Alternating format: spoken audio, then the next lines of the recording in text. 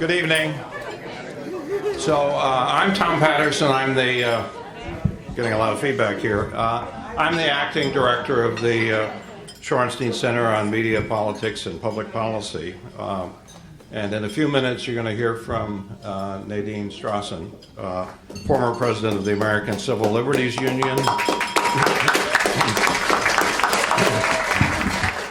Currently the John Marshall Harlan II professor at New York Law School. But let me tell you a little bit first about the two individuals behind tonight's lecture. This is the 8th annual Richard Salant Lecture on freedom of the press. In his era, Dick Salant was known as the best of the news division presidents. When he took over the helm at CBS News, there was no 60 Minutes, there was no full-time election unit, there was no CBS Morning News. He introduced all of them. He also expanded the CBS nightly newscast to 30 minutes, making CBS the first network to do so. I'm old enough to remember when TV news was a radio-like headline service.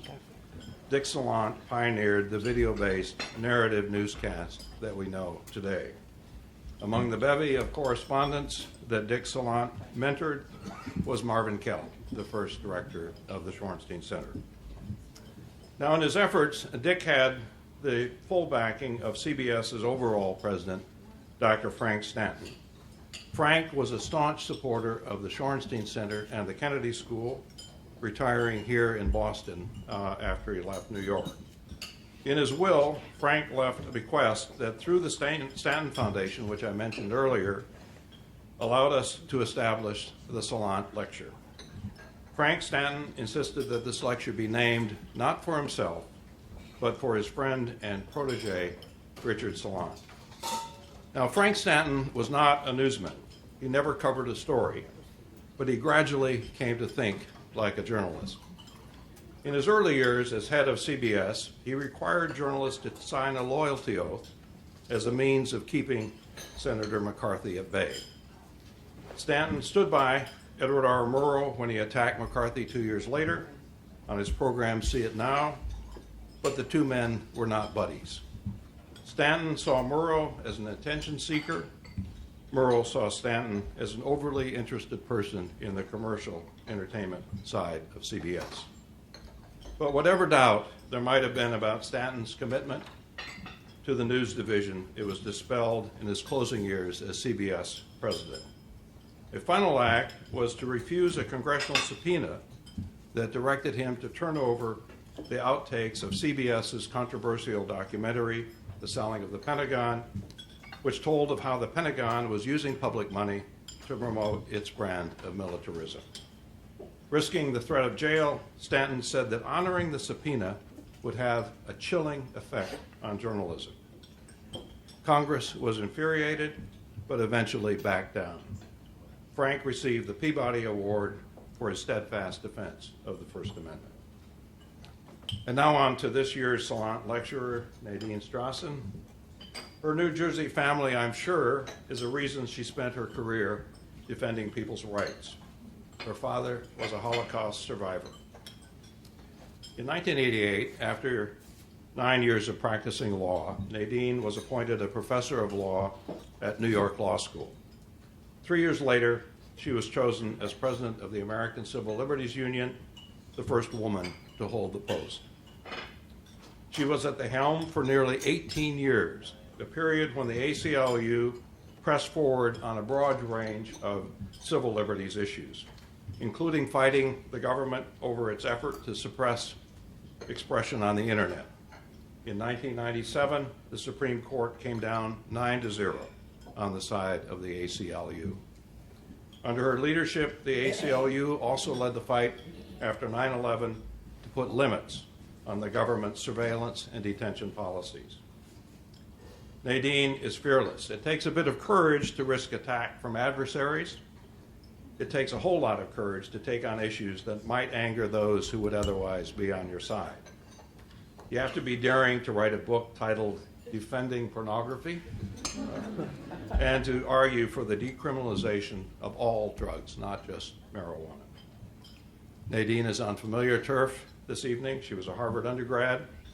After graduating Phi Beta Kappa, she stayed on to attend Harvard Law, where she was an editor of the Law Review. Nadine Strossen, welcome back.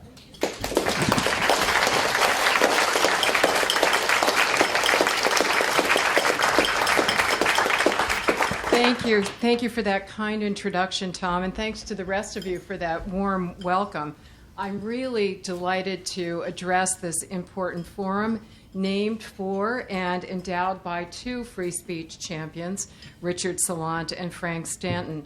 In their honor, I feel impelled to briefly note the ongoing repression of free speech on their medium, broadcast TV, thanks to some very old, very flawed Supreme Court decisions, which the court has repeatedly refused to reconsider. Most recently, it refused to do so in a 2012 decision arising from the notorious wardrobe malfunction at the 2004 Super Bowl, which one commentator called a tempest in a B cup.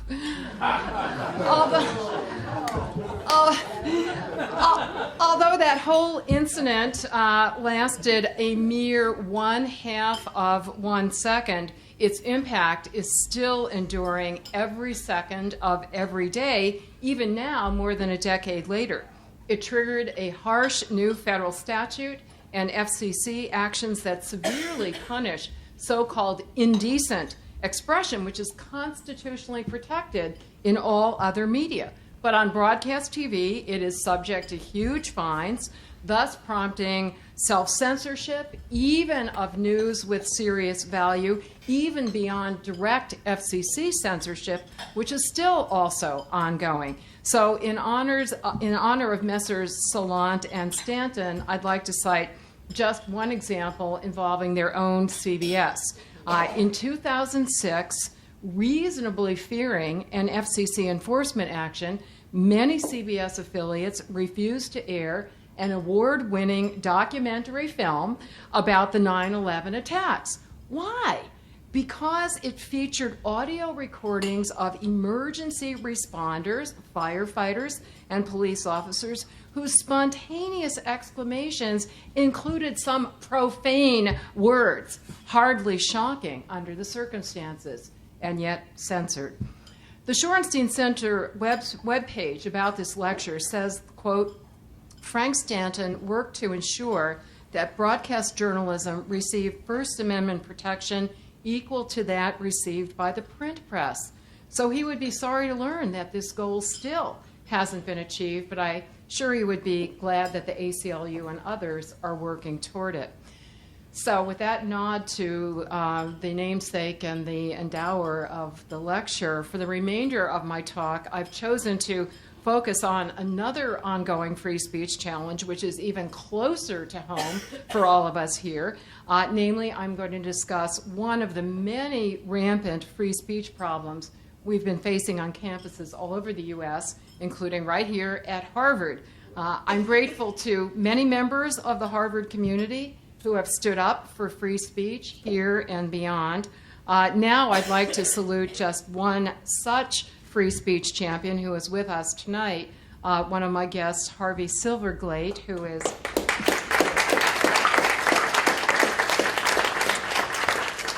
a Harvard Law School alum who co-founded a very important organization, FIRE, the Foundation for Individual Rights in Education, and is also a longtime ACLU leader. Earlier this year, the University of Chicago adopted a powerful recommitment to campus free speech, precisely to push back against the prevailing suppression. The statement was drafted by UC's acting law school dean, Jeff Stone, who has been a free speech scholar and advocate for almost half a century. Yet, Jeff recently said, quote, "The level of intolerance for controversial views on college campuses today is much greater than at any time in my memory." And I concur with that. Of the many current free speech problems, the one I've chosen to address in my brief time is one that Harvey Silverglate complained about specifically at Harvard Law School way back in 1996 in a Wall Street Journal op-ed, and it's a general problem that I wrote about even earlier in my 1995 book, Defending Pornography. Sadly, though, this problem has become even worse since then. Specifically, I'm referring to the overbroad, unjustified concept of illegal sexual harassment as extending to speech with any sexual content that anyone finds offensive. This distorted concept has recently become entrenched on campus due to pressure from the Department of Education's Office of Civil Rights, the OCR. By threatening to pull federal funds, the OCR has forced schools, even well-endowed schools such as Harvard, to adopt sexual misconduct policies that violate many civil liberties, as denounced by an admirable, remarkable open letter that 28 members of the Harvard Law School faculty published last fall, with the signers including distinguished female professors who are lifelong feminist scholars and women's rights advocates. Tonight, I'm going to be zeroing in on just one of these problematic sexual misconduct policies, namely, as I said, the wrong-headed sexual harassment concept, because its subversion of free speech is germane to the theme of this lecture series. Of course, combating gender discrimination, violence, and sexual assault is of the utmost urgency. I hope that goes without saying, but I will underscore it, of the utmost urgency. But OCR's distorted concept of sexual harassment actually does more harm than good to gender justice, not to mention to free speech. Now, more than 20 years ago, my book, Defending Pornography, made this point in the context of opposing laws that some feminists were then advocating, laws that would ban sexual expression that they viewed as demeaning to women. In fact, there was a vigorous campaign for one such law right here in Cambridge, which was defeated thanks in large part to other anti-censorship feminists, including the Boston Women's Health Collective, the publishers of the classic Our Bodies, Ourselves. Well, alas, all these years later, decades later, my book's message is still relevant in response to the still ongoing efforts to suppress sexual expression for the purported sake of women's equality and safety, now through the vehicle of campus sexual harassment policies. By the way, this book was my first non-academic publication, and I hadn't realized how few free speech rights first-time authors have in their contracts with major publishers. So I didn't have much to say over the book's title or cover, which the publisher clearly designed to be in your face, provocative. You see that subtitle, Free Speech, Sex, and the Fight for Women's Rights, and that neon flaming big word, pornography, right in the middle. Well, that prompted this comment from one of my academic friends who had written scholarly works on the general subject with the typical long, dull academic titles, you know, with a semicolon in the middle, and dripping with sarcasm and maybe a little envy. She said, "Gee, Nadine, couldn't they work in the word orgasm too?" OCR's flawed sexual harassment concept reflects sexist stereotypes that are equally insulting to women and men. For women, it embodies the archaic, infantilizing notion that we're inherently demeaned by any expression with sexual content. And that same problem plagued the anti-pornography laws that I mentioned. In fact, the ACLU's lawsuits against those anti-pornography laws argued that they violated both free speech and gender equality. I'd like to quote a brief that the ACLU Women's Rights Project filed more than 30 years ago, which sadly is fully apt today. Quote, "A law that equates women with children and men with satyrs is hardly a step toward gender equality." Shortly after Ruth Bader Ginsburg became the founding director of the ACLU Women's Rights Project in 1972, a reporter who was interviewing her used a somewhat belittling term from that era describing her work as women's lib, to which Ginsburg sternly retorted, "No, we're working to liberate men and women." And here I want to draw another important lesson from that classic liberal concept, the classic liberal concept of gender justice, as even the detractors recognized through that flip term lib, the key goal was liberation, liberty. In contrast, when I read what is self-proclaimed as feminism on campus today, too often the new watchword has become something diametrically different, namely safety. Let me quote my favorite rebuttal to this fearful approach. It comes from one of the greatest Supreme Court opinions ever, happens to be a First Amendment opinion, very fitting for this occasion, and I'm referring to Justice Brandeis's 1927 opinion in Whitney versus Ohio. He wrote, "Those who won our independence believed that the final end of the state was to make us free. They believed liberty to be the secret of happiness and courage to be the secret of liberty." There's yet a further problem with the current campus exaltation of safety, namely, it's very different from the dictionary definition. Rather, the current clamor for campus safety seeks protection from exposure to ideas that make one uncomfortable. For instance, last fall, Brown University set up a safe space for students who felt endangered by the mere fact that a debate was taking place on campus on the topic of how should colleges handle sexual assault. Let me quote the New York Times article on point. "The room was equipped with cookies, coloring books, bubbles, Play-Doh, calming music, pillows, blankets, and a video of frolicking puppies, as well as students and staff members trained to deal with trauma." Emma Hall, a junior, went to the debate, but she said that after a while she had to go to the safe space because "I was feeling bombarded by a lot of viewpoints that really go against my dearly and closely held beliefs." This focus on safety from disturbing ideas is especially misplaced given the ongoing serious threats to students' physical safety on campus, including rape and sexual assault, which continue to be alarmingly prevalent, as indicated by a survey that the Association of American Universities released just a couple weeks ago. And I saw President Faust's follow-on letter to the Harvard community about that. And also, in the wake of the latest mass gun murders on a campus just last Thursday, less than a week ago, we have to contrast government's pressure to shield students from ideas with its failure to shield them from guns.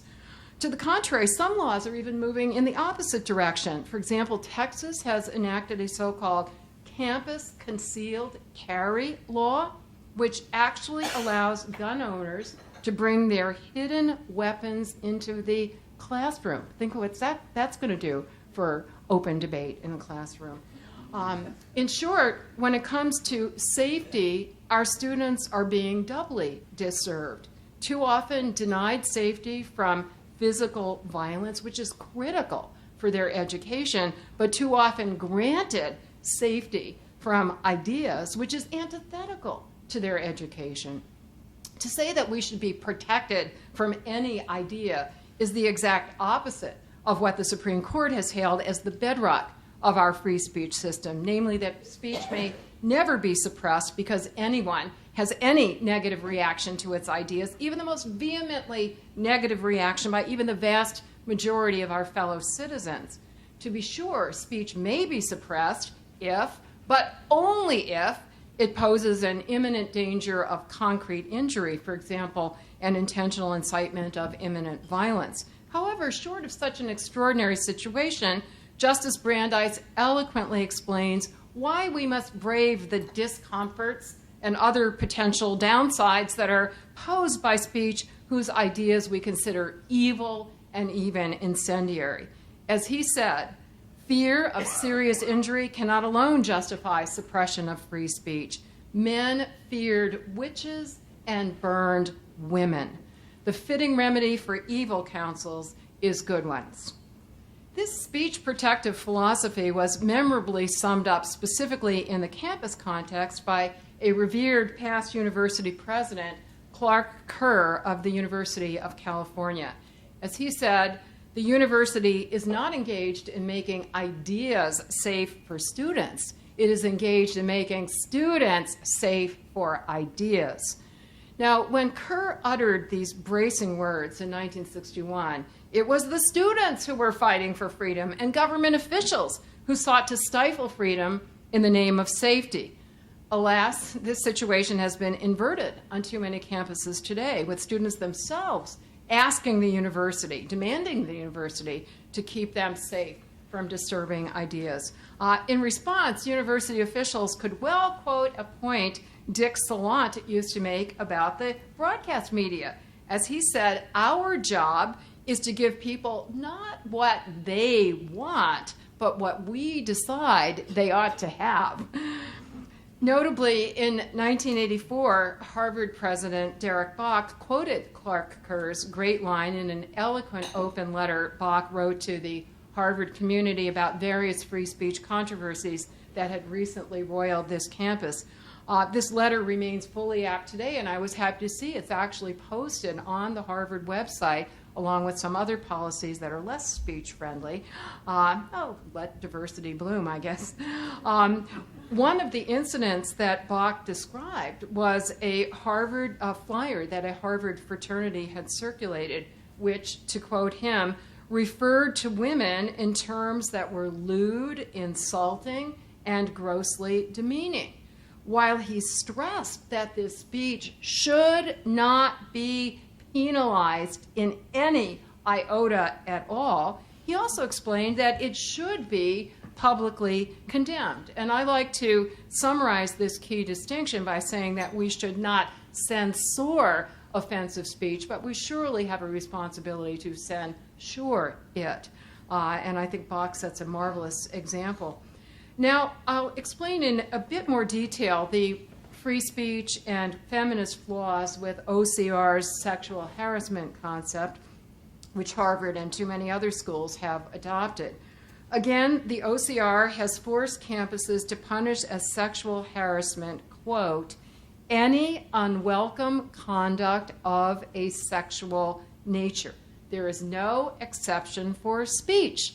To the contrary, the OCR definition expressly extends to, quote, verbal conduct, which is a good example of Orwellian newspeak. Or I should say, it's a good example of Orwellian new verbal conduct. In short, campuses are pressured to punish as harassment any expression with any sexual content that anyone subjectively finds offensive, no matter how unreasonably or irrationally. And the OCR explicitly rejected an objective reasonable person standard, stating that expression will be harassing even if it is not offensive to an objectively reasonable person of the same gender in the same situation, quote unquote. As a nice coincidence, one of the first critiques of this censorial concept was written by none other than journalist Michael Barone, the widower of Joan Shorenstein, the remarkable namesake of the Shorenstein Center. Michael Barone denounced the OCR rules shortly after it had been announced in 2011 in a column he wrote, which was referring to a then current political scandal that some of you might remember.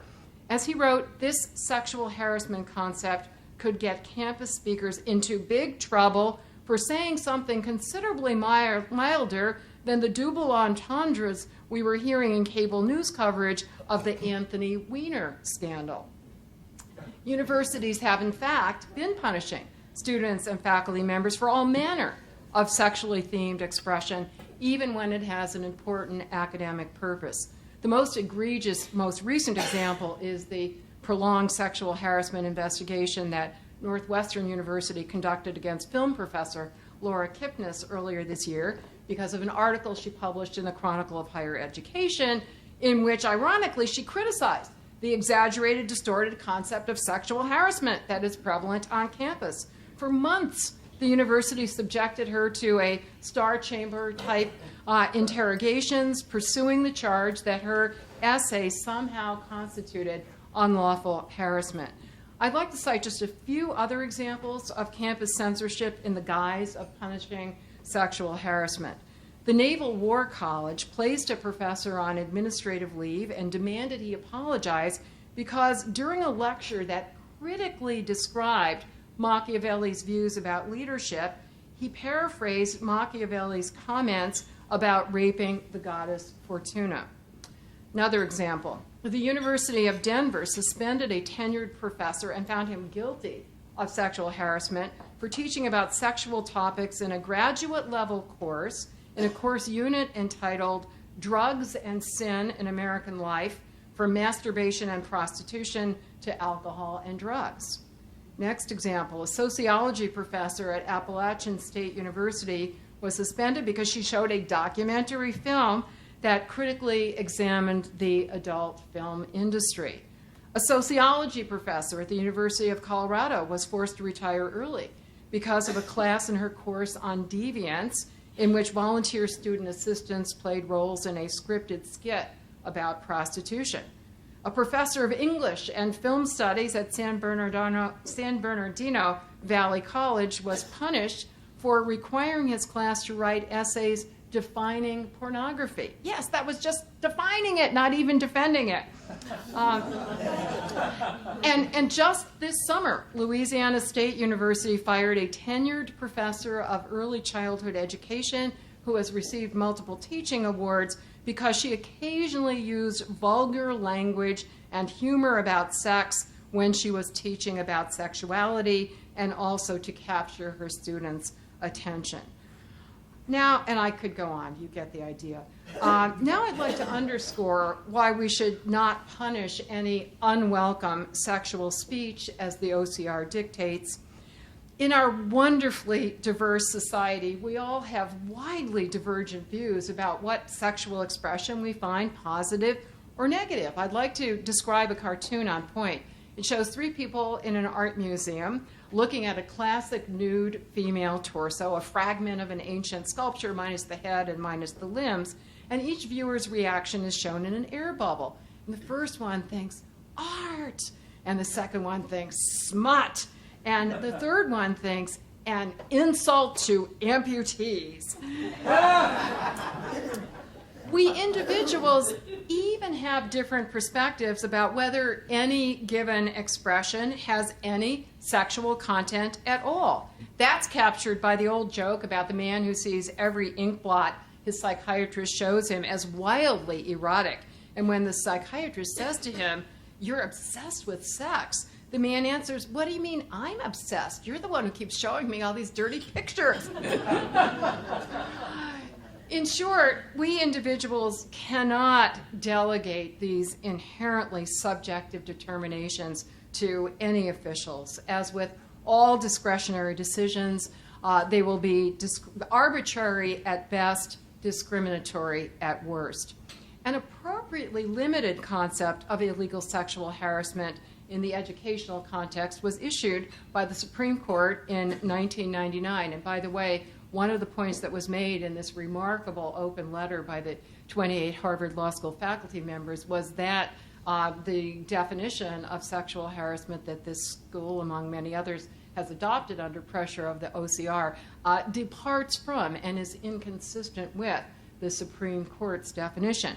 And here is how the Supreme Court defines it. Not just anything that anyone considers unwelcome subjectively as the OCR would have it, but rather only unwelcome conduct that is targeted, discriminatory, and, I'm going to quote, so severe, pervasive, and objectively offensive, and that so undermines and detracts from the victim's educational experience that the victims are effectively denied equal access to an institution's resources and opportunities.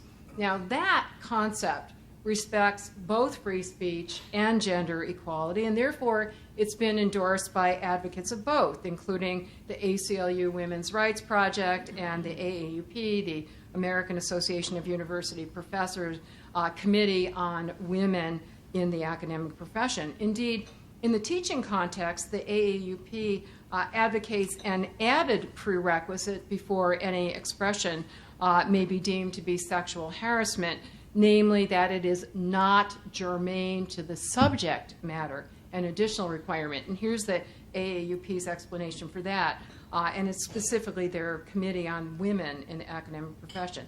Quote, the academic setting is distinct from the workplace in that wide latitude is required for professional judgment in determining the appropriate content and presentation of academic material. Unfortunately, Harvard is just one of the growing number of campuses that has been pressured to adopt the OCR's dangerously distorted concept of sexual harassment. And this has had a chilling effect here, according to one of your leading in-house critics, somebody I greatly admire, but I'm in broad company because she's an internationally renowned feminist scholar and activist, namely Harvard Law School professor Janet Halley. Let me quote from a trenchant critique that she published in the Crimson last year. Quote, to the OCR, academic freedom, the very lifeblood of education and research, appears not to register as important at all. Classroom instruction and academic debate can and will become the basis of complaints and sanctions. Chill is already happening. Teachers at Harvard, alarmed by the policy's expansive scope, are jettisoning teaching tools that make any reference to human sexuality, close quote. Well, I'm running out of time. I would like to close on a positive note, so let me quote on that point one of my favorite philosophers, Woody Allen. He was once coming to the end of a speech, and he told the audience, I want to end with something positive, but I can't think of anything positive to say. Would you settle for 2 negatives? Well, I can cite many positives, and first and foremost, the many individuals at Harvard and elsewhere who are courageously standing up for free speech, including by resisting OCR overreaching. You are acting in the finest traditions that were set by Dick Salant and Frank Stanton. Thank you very much.